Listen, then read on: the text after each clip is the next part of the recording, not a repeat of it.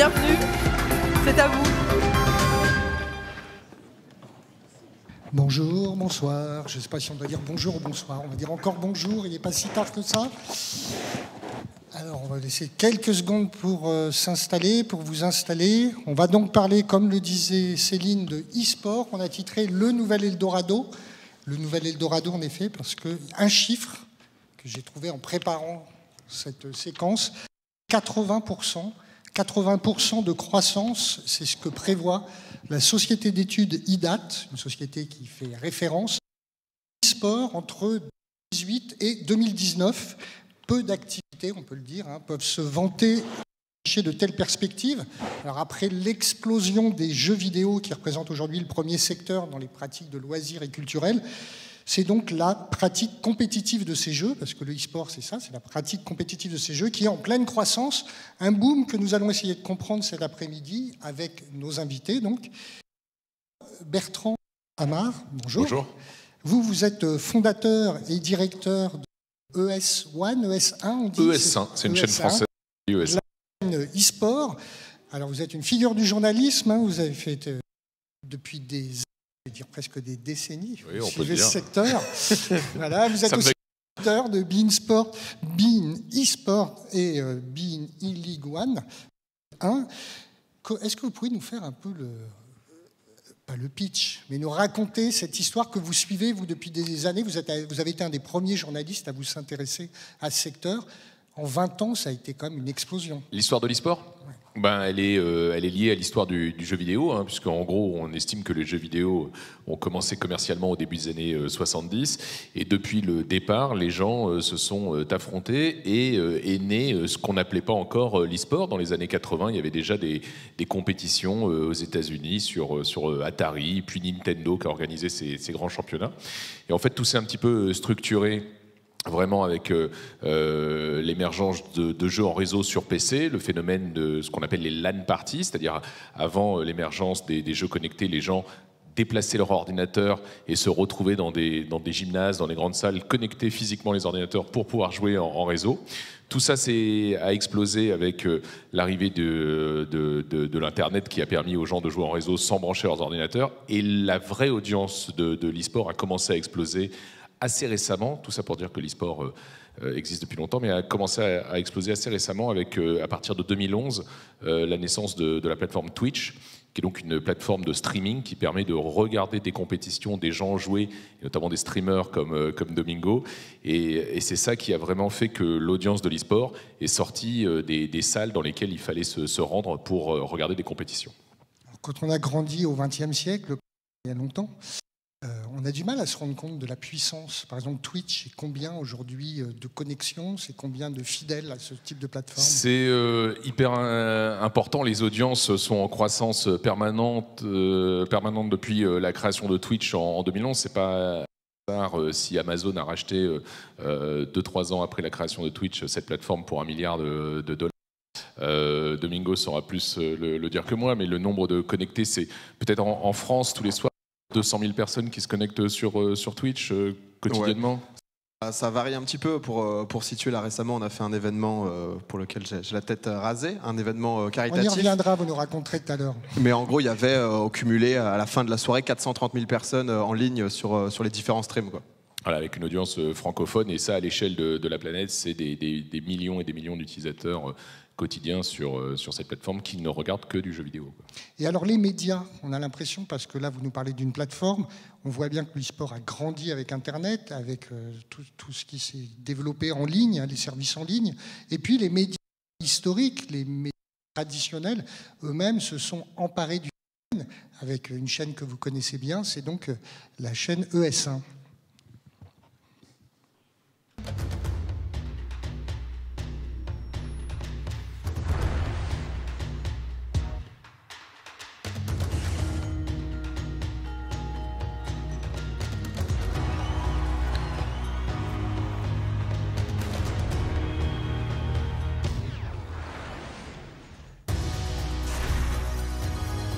Bonjour à tous et bienvenue dans Versus, votre magazine consacré aux jeux de combat sur ES1. Bienvenue sur la chaîne eSport. Bonjour à tous et bienvenue dans le QG Doge, votre magazine hebdomadaire dédié à League of Legends. Alors on va pas tout regarder, mais on vous voit à l'antenne, d'ailleurs c'est bien vous qu'on a vu sur le film. Qu'est-ce qu'on raconte 24 heures sur 24 sur une chaîne de e-sport? L'e-sport, il faut bien se rendre compte que chaque jeu est une discipline. Donc c'est très très très varié. C'est comme sur une chaîne de sport. On a des jeux en équipe, on a des jeux en individuel et on a des jeux qui sont des simulations sportives, on a des simulations automobiles, on a des jeux de shoot, on a tout type de jeux et il y a vraiment de quoi remplir une grille. In fine, c'est une chaîne généraliste parce qu'on on le voit, des magazines. Chaque magazine va aller chercher une communauté. Il est d'ailleurs porté par des leaders de ces communautés qui sont, à part moi, exclusivement des animateurs qui viennent justement de l'e-sport, de Twitch et qui n'avaient jamais fait de télé. Et c'est tout l'intérêt. Je pense que tous les médias qui traitent aujourd'hui l'e-sport, leur intérêt, c'est justement d'aller à la rencontre de ces communautés qui sont moins sur les médias traditionnels. Et donc, notamment, une chaîne de télé comme beIN Sport a fait appel à Domingo pour animer son magazine e-sport. Et c'est ce qu'on voit aussi sur AB, par exemple, qui fait appel à des pro-gamers pour animer leurs émissions e-sport. Ça permet à ces médias, comme Énergie aussi en radio, d'aller à la rencontre de ces communautés qui sont de moins en moins présentes sur les médias traditionnels. Mais ça veut dire également, parce qu'on a vu cette année, où il y a quelques mois, il y avait l'Équipe, par exemple, la chaîne de l'Équipe, qui avait retransmis comme ça des compétitions. On sait que TF1, Style Secteur, Canal+. Pour vous, c'est vraiment pour essayer d'attraper ces nouvelles communautés, ou est-ce que c'est un spectacle à part entière? Les deux, c'est-à-dire que l'e-sport en télé a vraiment deux cibles. D'une part, les fans d'e-sport, qui vont être contents de retrouver des contenus différents de ce qui existe sur Twitch et qui valorisent en fait leur passion, parce que quand des médias traditionnels s'intéressent à un secteur qui nous passionne et qui était plutôt dans l'ombre pendant des années, ça valorise les communautés. Et puis de l'autre côté, il y a toutes les personnes qui sont devant la télé, qui ne connaissent pas l'e-sport, parce qu'il faut avoir un petit peu les clés pour aller sur Twitch, il faut comprendre comment ça marche, il faut avoir les codes. Des audiences peut-être plus âgées que celles qui sont sur Twitch, qui connaissent le jeu vidéo, qui connaissent le sport, et qui sont donc ouverts à découvrir l'e-sport. Et là, clairement, en télévision, on élargit l'audience de l'e-sport en allant chercher aussi un nouveau public. Et c'est un phénomène international, on a compris. Je crois que l'e-sport, ça remplit des stades. Les manifestations remplissent des stades, notamment en Asie. Oui, clairement, il n'y a pas de frontières dans l'e-sport. Ça remplit. J'étais ce week-end pour les finales du championnat du monde du jeu Rainbow Six, à Rio, et c'était dans un stade olympique. Voilà, c'était dans un stade olympique. Il y a le stade de Pékin aussi qui a accueilli les finales du championnat du monde de League of Legends l'année dernière, le fameux nid d'oiseau. Donc voilà, on voit que l'e-sport et le sport se rencontrent de plus en plus, pas seulement dans les stades, mais également dans les teams. Le Paris Saint-Germain est un exemple de l'intérêt du monde du sport traditionnel pour l'e-sport. Alors, vous faisiez le parallèle avec les disciplines sportives classiques. Est-ce que ça veut dire qu'au sein de cet univers du jeu vidéo, il y a un certain nombre de jeux, quelques jeux, qui, comme pour les disciplines sportives, on voit très bien que dans l'ordre, on a le football et après certains sports, le rugby, le cyclisme ou le tennis. Est-ce qu'il y a quelques jeux qui réunissent le plus grand nombre? Est-ce qu'il y a des jeux leaders?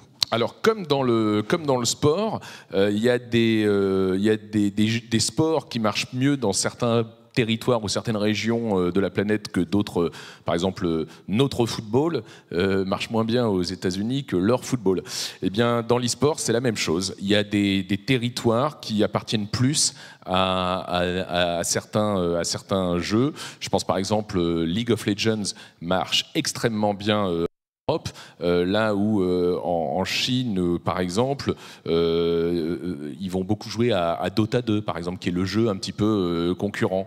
Même chose pour Call of Duty. Call of Duty marche très très bien aux États-Unis, là où dans d'autres pays, on va lui préférer un autre jeu du même genre, comme Rainbow Six ou Counter-Strike. Donc on voit que d'un territoire à l'autre, il y a des jeux qui sont plus en affinité avec les audiences locales. Pour autant, on parle à chaque fois de jeux qui se jouent dans le monde entier et qui ont plus ou moins de succès d'une région à l'autre. En France en particulier, qu'est-ce qui En France, League of Legends est très fort. On est une belle terre aussi de FIFA. Qui est, une belle terre de FIFA. Oui, c'est-à-dire que c'est la simulation de foot. On a vraiment une belle scène en France et des beaux champions.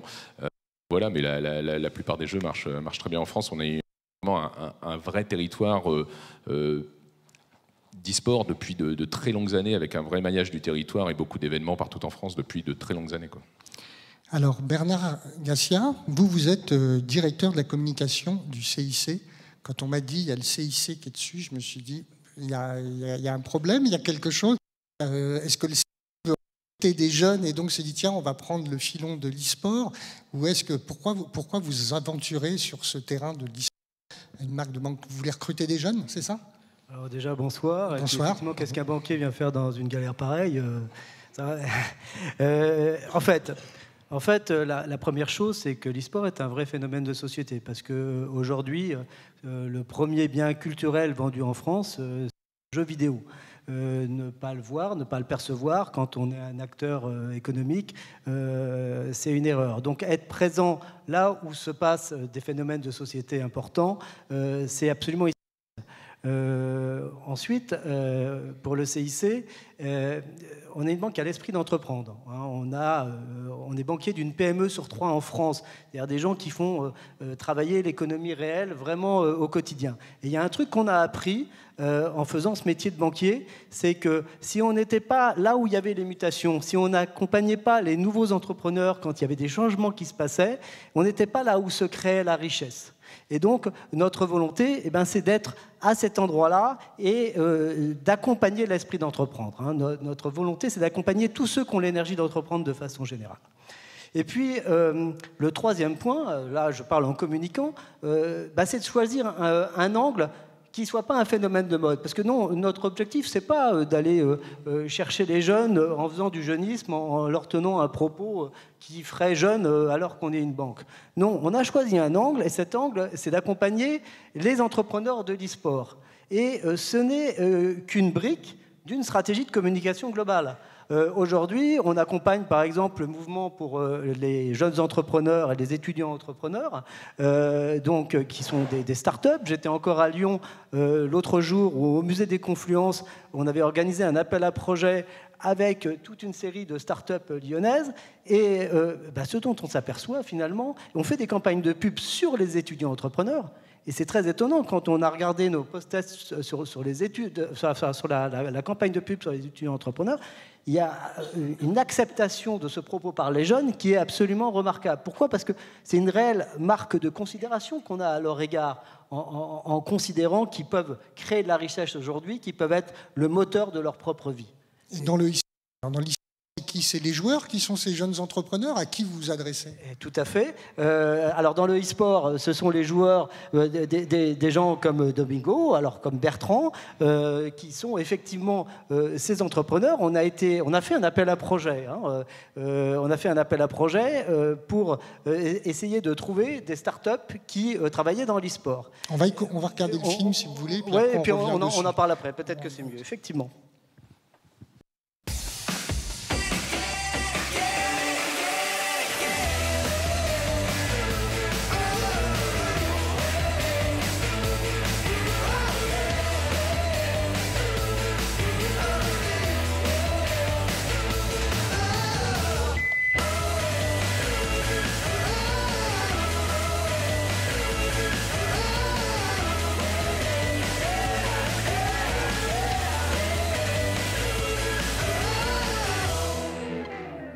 C'était bien vous, Dominique ? Avec des cheveux, c'est ça ? C'est bien moi. D'accord. Alors, c'est quoi l'e-sport Business Awards de CIC ? Alors, c'est un appel à projet. On a des projets pour tous les entrepreneurs de l'e-sport en les récompensant et en sélectionnant les projets qui nous paraissaient les plus pertinents. Et donc, on a lancé cet appel à projet. Et ce qui est intéressant, c'est que ça a été finalement une histoire de rencontre à plusieurs niveaux.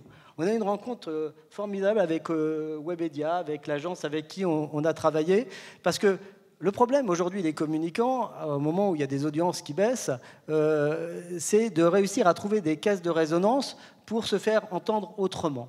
Et en travaillant sur ce domaine de l'e-sport, plutôt que d'aller chercher un spot à la télé ou à la radio, ce qu'on continue à faire et qui est nécessaire, on a travaillé autrement. On s'est appuyé sur un événement, on a lancé un appel à projet impliquant. Cet événement a eu lieu lors de la Paris Games Week, qui est l'événement majeur de l'e-sport, où il y a un monde fou. Qui avait lieu il y a quelques semaines. Ça, oui, qui a lieu il y a quelques semaines.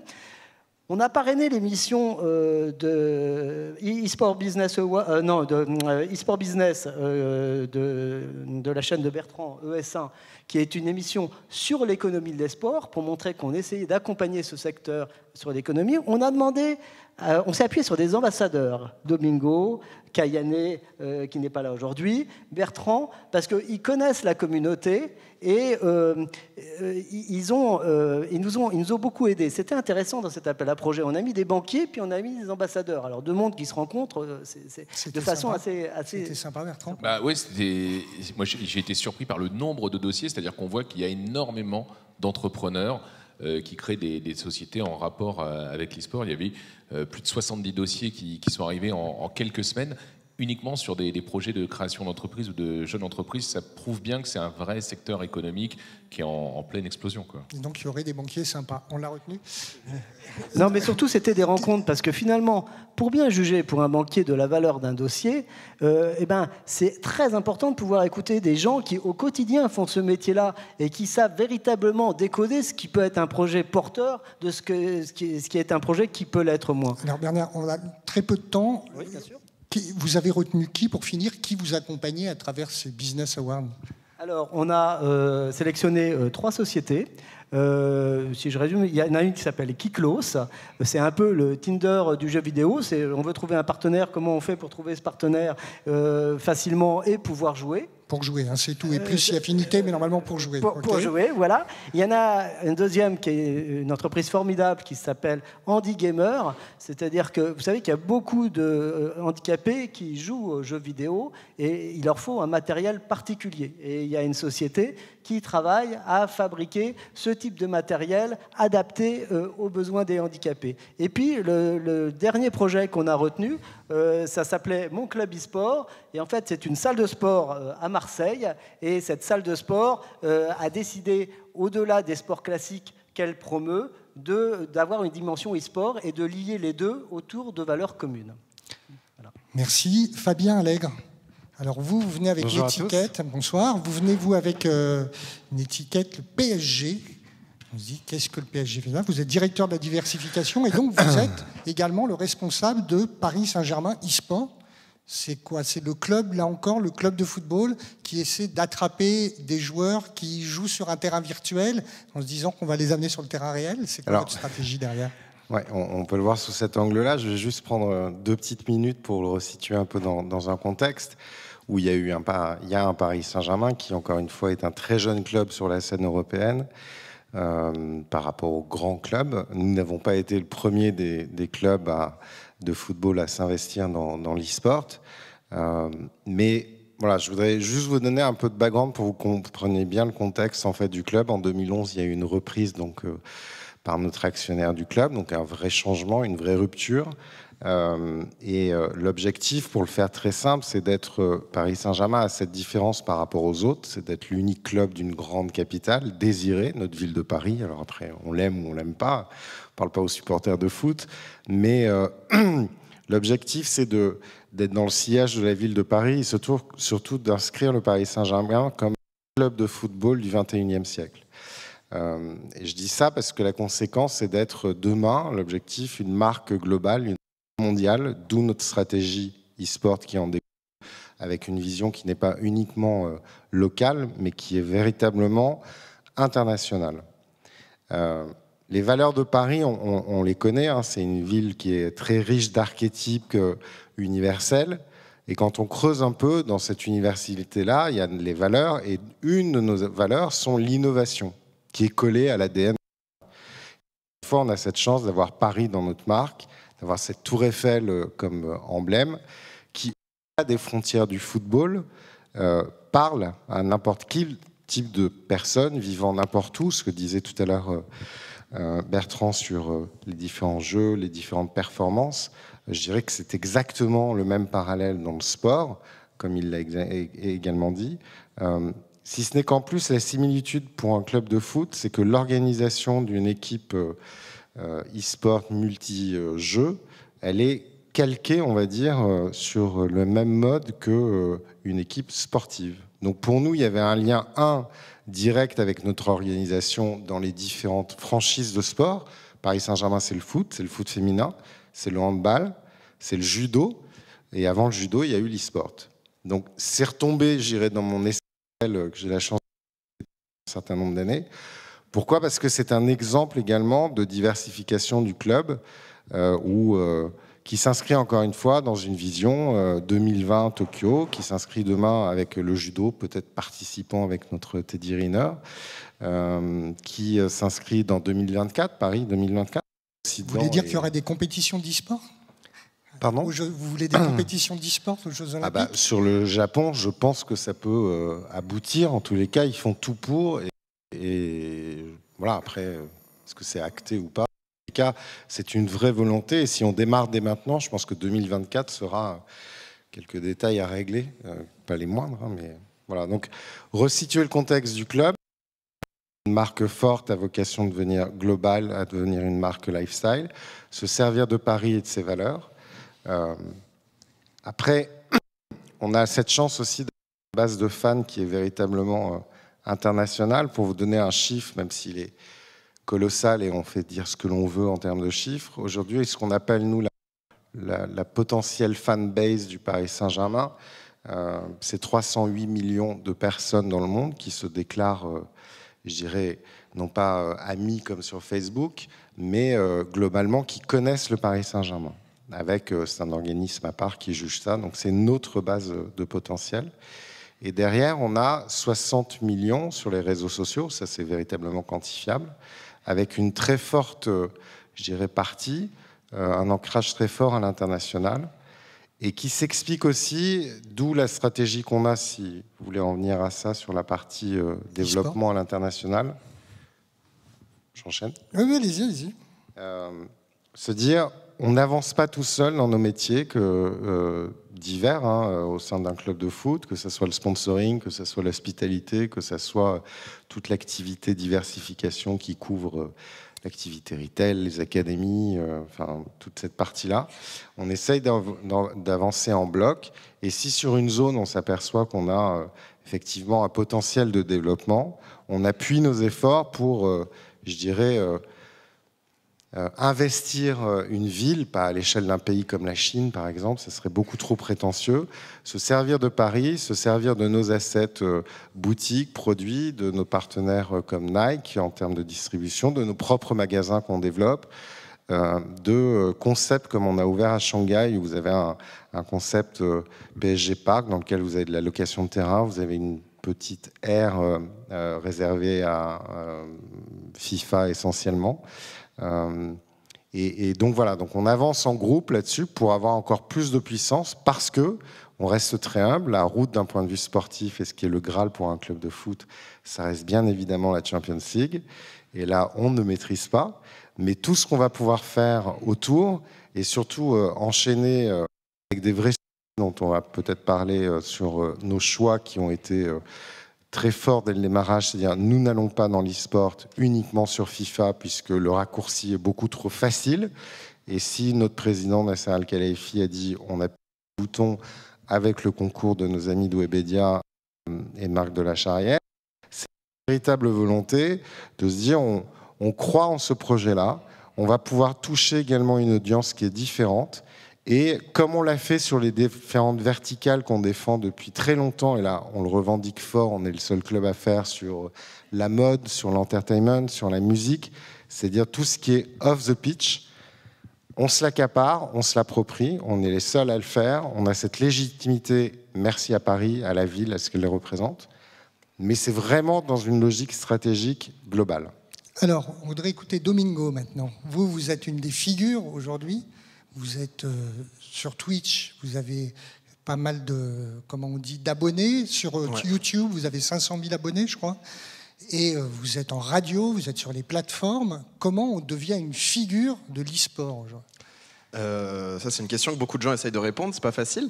Je pense qu'il y a un peu de tout. Moi, pour mon parcours, ça a commencé il y a longtemps. Ça a commencé surtout par une vraie passion, c'est-à-dire du jeu vidéo. En 2010, donc comme disait Bertrand, avant un peu que l'e-sport explose, je faisais des compétitions où je me suis fait remarquer en les gagnant. Il s'avère que j'ai dû un peu développer ma vie, donc études, etc. Donc je me suis un peu éloigné pour ensuite revenir à mon premier amour, le jeu vidéo. Et ensuite, ça allait assez vite parce que c'est vrai que ça s'est, de mon côté, ça s'est développé. Je suis allé donc sur League of Legends, qui était un jeu extrêmement connu, où j'ai joué, j'ai commenté, et je suis devenu donc streamer, quelque chose qui, je pense, est assez peu commun pour les jeux, parce que YouTuber, ça y est, maintenant, c'est dans la tête des gens, c'est des gens qui travaillent sur YouTube. Streamer, c'est donc à peu près la même chose, mais en direct sur Twitch. Et ça a ouvert vraiment une toute nouvelle dimension parce qu'on Ça veut dire que les gens viennent se connecter sur votre chaîne pour suivre vos activités. Exactement. C'est-à-dire que on fait un peu de tout, principalement du jeu vidéo, mais c'est quelqu'un qui va... Ça peut être du talk show. Typiquement, on en parlait tout à l'heure, mon émission sur Énergie du dimanche soir est aussi diffusée sur ma chaîne Twitch. Et il y a beaucoup de choses, donc principalement quand même du jeu. Il y a plusieurs milliers, plusieurs dizaines de milliers de personnes qui, en temps réel, vont parler, on va discuter, on va avoir... Hier, s'il y a des intéressés, j'ai fait un live cuisine. Un petit magret de canard, fantastique. Mais il y avait 5000 personnes qui me regardaient, justement. Pour faire la cuisine. Voilà, exactement. On est loin de l'e-sport, là, quand même. Ouais, c'est assez vaste, en fait. Et c'est ça qui est un peu plaisant et ce qui permet de Twitch de nouveaux médias. Que je pense que ce qui fait le succès de Twitch, au-delà du streaming ou autre, c'est surtout que c'est d'humain à humain. Et c'est un peu ce qui manque justement dans notre génération. C'est vraiment les gens viennent pour parler à quelqu'un, pour regarder une seule personne et pas forcément une entité. Et je pense que ça a été une des clés du succès. Vous êtes ce qu'on appelle un influenceur aujourd'hui. Ouais. Et ça veut dire quoi, vos rapports? Par exemple, on a vu que vous étiez avec le CIC, vos rapports avec les marques, vos rapports avec les médias. Vous êtes aussi sur Énergie. Comment ça s'inscrit? Plutôt bien, ça se passe plutôt bien. Non, il y a une vraie volonté en fait des marques et des médias dans l'ensemble de comprendre et d'appréhender un peu cette nouvelle cible qui justement est assez difficile à capturer parce que c'est... moi, j'ai beaucoup de gens de ma communauté ou de YouTube dans l'ensemble qui ne regardent absolument plus la télévision, qui rentrent chez eux, qui ne vont pas trouver ce qu'ils cherchent tout simplement à la télé et qui vont aller sur Internet pour essayer de contrer ça. Donc, comment ça s'est passé? En fait, je pense que comme je disais, c'est d'humain à humain. C'est-à-dire que si par exemple j'ai été contacté, le CIC pour prendre exemple, donc j'ai été ambassadeur. Moi, je me lance beaucoup dans l'entrepreneuriat. J'ai quelques projets justement auxquels je parle assez régulièrement à ma communauté. Il y a beaucoup de gens aussi dans ma communauté qui cherchent à entreprendre, que ce soit dans l'e-sport ou même ailleurs. Et c'est justement le lien parfait d'essayer de trouver et d'apporter en fait des choses. Ça va pas être de la publicité pure où je vais devenir un homme sandwich et je vais juste présenter une marque, un produit ou n'importe quoi à ma communauté. Mais il y a peut-être une partie des gens qui vont être intéressés par ça. En l'occurrence, il y en a eu énormément qui ont été intéressés par l'entrepreneuriat. Et c'est justement leur présenter différentes choses, comme là, en l'occurrence, le CIC qui était venu et leur montrer que tout simplement, même si la banque fait un peu vieux monde, excuse-moi Bernard, Sauf le CIC. Bien sûr, bien sûr.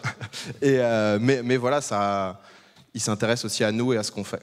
Et ça veut dire que vous avez donc une communauté, vous dites ma communauté, c'est aussi une responsabilité d'avoir un certain nombre de fans, je ne sais pas comment on dit, de followers, de fans, d'abonnés. Ouais, followers, c'est très bien.